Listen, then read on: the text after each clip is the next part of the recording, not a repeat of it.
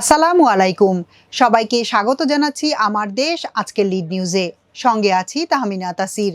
আমাদের আজকের লিড নিউজের শিরোনাম, চাঁদাবাজিতে ম্লান জুলাই বিপ্লবের মর্মবাণী। নিউজটি লিখেছেন মাহফুজ সাদি। চলুন দর্শক, জেনে নেওয়া যাক বিস্তারিত। বৈষম্য বিরোধী ছাত্র আন্দোলনের নেতৃত্বে গত বছরের জুলাই আগস্টে ছাত্র জনতা 15 বছরের ফ্যাসিস্ট হাসিনার শাসনের অবসান ঘটায়। সেই গণ অভ্যুত্থানের প্রথম বর্ষপূর্তি পালন করছে নতুন বাংলাদেশ। এমন প্রেক্ষাপটে ইতিহাস সৃষ্টি করা সংগঠনটির সমন্বয়কদের চাঁদাবাজির খবর নিয়ে চলছে তোলপাড়। গণমাধ্যম থেকে শুরু করে সামাজিক মাধ্যমে নানা আলোচনা সমালোচনায় দেখা দিয়েছে বিতর্ক। বৈষম্য বিরোধী ছাত্র আন্দোলন নতুন কেন্দ্রীয় কমিটি রেখে বাকি সব কমিটি স্থগিত করলেও এই বিতর্ক থামছে না। গত এক বছরের বিভিন্ন সময় জুলাই আন্দোলনের অনেক নেতার বিরুদ্ধে চাঁদাবাজি বা অবৈধ আর্থিক লেনদেন সহ নানা ধরনের অভিযোগ সামনে এসেছে। ফলে জুলাই বিপ্লব ম্লান হয়ে পড়ছে চাঁদাবাজির এ ধরনের ঘটনায়। সর্বশেষ গত 26 জুলাই রাজধানীর গুলশানের 83 নম্বর রোডে সমন্বয়ক পরিচয়ে চাঁদাবাজি করতে গিয়ে 5 জন হাতে নাতে গ্রেফতার হন। আওয়ামী লীগের সাবেক এক এমপির বাড়ি থেকে তাদের গ্রেফতার করে পুলিশ। তারা 7 দিনের রিমান্ডে রয়েছে। গ্রেফতারকৃতদের মধ্যে বৈষম্য বিরোধী ছাত্র আন্দোলনের সম্মিলিত বেসরকারি বিশ্ববিদ্যালয়ের আহ্বায়ক কমিটির নেতা আব্দুর রাজ্জাক রিয়াদ এখন বর্তমানে বাংলাদেশ গণতান্ত্রিক ছাত্র সংসদের কেন্দ্রীয় কমিটির সদস্য। বৈষম্য বিরোধী ছাত্র আন্দোলনের ঢাকা মহানগর শাখার আহ্বায়ক ইব্রাহিম হোসেন মুন্না এবং সদস্য মোহাম্মদ সাকাদাউন সিয়াম ও সাদমান সাদাব। জিজ্ঞাসাবাদে পাওয়া তথ্যের ভিত্তিতে নাখালপাড়ায় রিয়াদের ভাড়া বাসা থেকে 2,25,00,000 টাকার চেক উদ্ধারের কথা জানিয়েছে ঢাকা মহানগর গোয়েন্দা পুলিশ। গতকাল বৃহস্পতিবার আব্দুর রাজ্জাক বিন সোলাইমান ওরফে রিয়াদের আরেকটি ভাড়া বাসা থেকে 2,98,000 টাকা উদ্ধারের কথা জানিয়েছে গুলশান থানার পুলিশ। এছাড়া সাদাকাউন সিয়াম ও সাদমান সাদাব আপন দুই ভাই। তারা রাজধানীর প্রেসিডেন্সি ইউনিভার্সিটির শিক্ষার্থী। চলতেন টিউশনি করে। কয়েক মাস হলো টিউশনি ছেড়ে দিয়েছেন। নাটোরের গোপালপুরে আদি বাড়ি হলেও বর্তমানে রাজশাহীর বাসিন্দা তাদের পরিবার। বাবা এস.এম. কবিরুজ্জামান পেশায় একজন গ্যাস ফিলিং স্টেশনের কর্মচারী। এ ঘটনায় এলাকায় চলছে তোলপাড়। আব্দুর রাজ্জাক রিয়াদের সঙ্গে এনসিপি আহ্বায়ক নাহিদ ইসলামের থাকা ছবি ফেসবুকে পোস্ট করে অনেককে সমালোচনা করতে দেখা গেছে।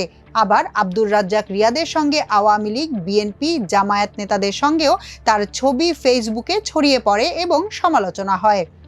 চাঁদাবাজির এই ঘটনায় গণমাধ্যম থেকে শুরু করে সামাজিক মাধ্যমে চলছে নানা আলোচনা সমালোচনা।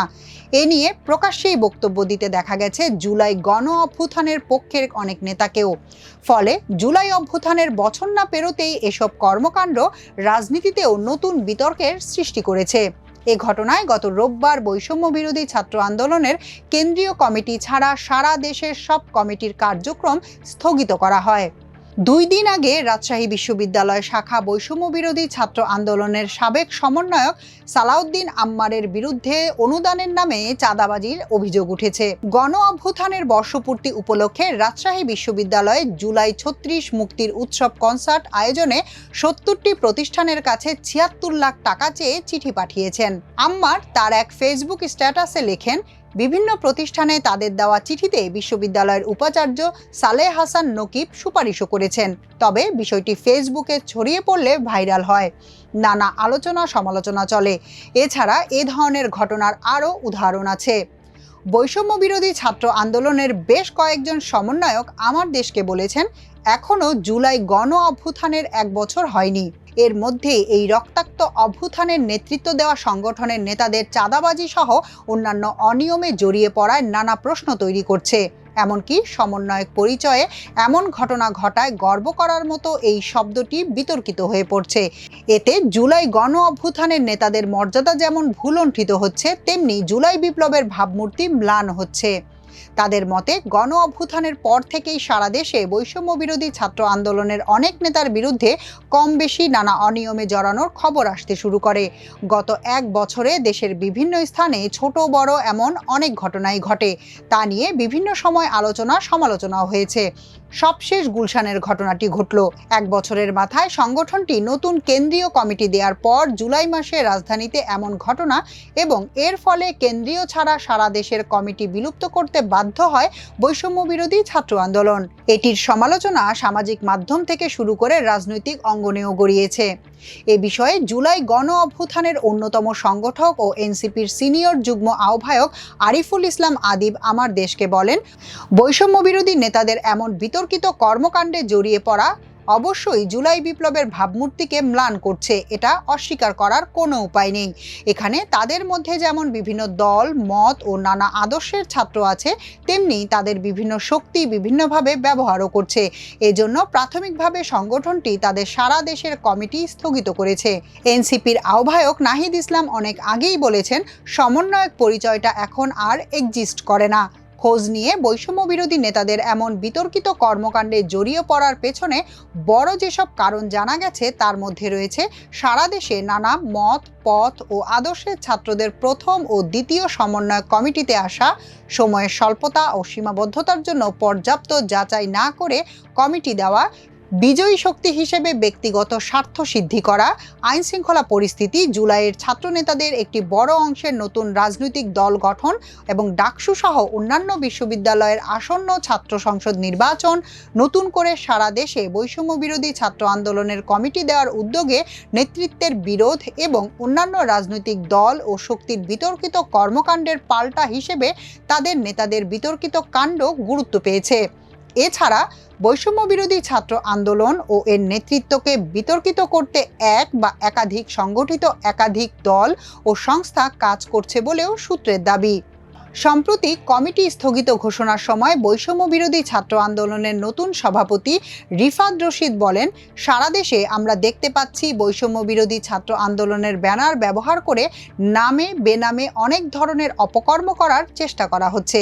আমরা দেখতে পাচ্ছি বিভিন্ন রাজনৈতিক শেল্টারে বা তারা বিপদগামী হয়ে চাঁদাবাজি দুর্নীতিতে জড়িয়েছে, যা আমাদের নিয়ন্ত্রণ করা কঠিন হয়ে পড়েছে। তাই আমরা কেন্দ্রীয় কমিটি বাদে সব কমিটির কার্যক্রম স্থগিত ঘোষণা করেছি। এনসিপি নেতা আরিফুল ইসলাম আদিব আমার দেশকে বলেন, বৈষম্য বিরোধী ছাত্র আন্দোলন একটি অরাজনৈতিক প্ল্যাটফর্ম।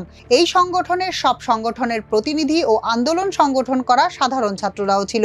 এর ফলে রাজনৈতিক সবগুলো দলই এখান থেকে সুবিধা নিতে চেয়েছে। বিদ্যমান ছাত্র সংগঠনগুলো থেকেও জেলা সহ বিভিন্ন পর্যায়ের কমিটির নেতৃত্ব পর্যায়ে রয়েছে।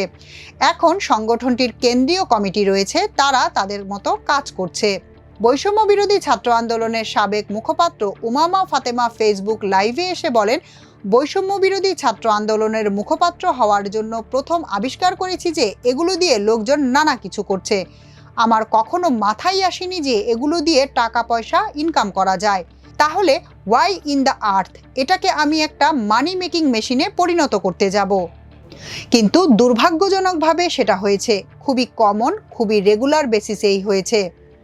গত সোমবার এক অনুষ্ঠানে বিএনপি মহাসচিব মির্জা ফখরুল ইসলাম আলমগীর বলেন, আজকে যখন পত্রিকায় দেখলাম বেদনায় একেবারে নীল হয়ে গেছি। দেখলাম 5 জন সমন্বয়কারীকে গ্রেফতার করেছে পুলিশ। তারা জোর করে একটি বাড়ি থেকে একজন সংসদ সদস্যের কাছ থেকে 50 লাখ টাকা দাবি করেছে। এই পরিণতি কি আমরা চেয়েছিলাম? এই বাংলাদেশের মানুষ কি কেউ এটা চেয়েছিল? এত তাড়াতাড়ি যদি এই ঘটনা ঘটে 1 বছরও হয়নি, তাহলে আমাদের ভবিষ্যৎ কি? অন্যদিকে সাবেক সমন্বয়ক এবং অন্তর্বর্তী সরকারের তথ্য ও সম্প্রচার উপদেষ্টা মাহফুজ আলম বলেন, আজকাল অনেকের লেজ কাটা যাচ্ছে বলে আমার বিরুদ্ধে লেগেছেন। বিভিন্ন দলের কয়েকজন মহারথী এতে জড়িত। সব ষড়যন্ত্রই প্রকাশ পাবে।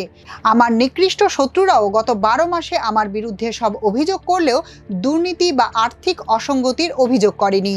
বিভিন্ন দলের মহারথীদের অনেক অসুবিধা হচ্ছে তাতে। রাষ্ট্রের দায়িত্ব পবিত্র আমানত। 1000 কোটি টাকার চাইতেও ইজ্জত ও রাষ্ট্রের আমানত আমাদের জন্য গুরুত্বপূর্ণ। এই পোস্টে উপদেষ্টা মাহফুজ আলম বলেন, নতুন একটি দলের কয়েকজন মহারথী এতে জড়িত। সবই প্রকাশ পাবে। একটা সার্কেলের প্রায় সবাই দুর্নীতিগ্রস্ত, কিন্তু একজন কোনো টাকা ধরছেন না। এটা কার সহ্য হবে? লিখেছেন, যা পরে এডিট করা হয়। উল্লেখ করে গণ অভ্যুত্থানের অন্যতম সংগঠক ও আপ বাংলাদেশের আহ্বায়ক আলী আহসান জুনায়েদ ফেসবুক পোস্টে বলেন, একথাই স্পষ্ট তথ্য উপদেষ্টা মাহফুজ আলম দুর্নীতির অস্তিত্ব জানেন। তিনি জানেন কারা, কোন দল, কোন মহারথী এই ঘৃণ্য খেলায় জড়িত।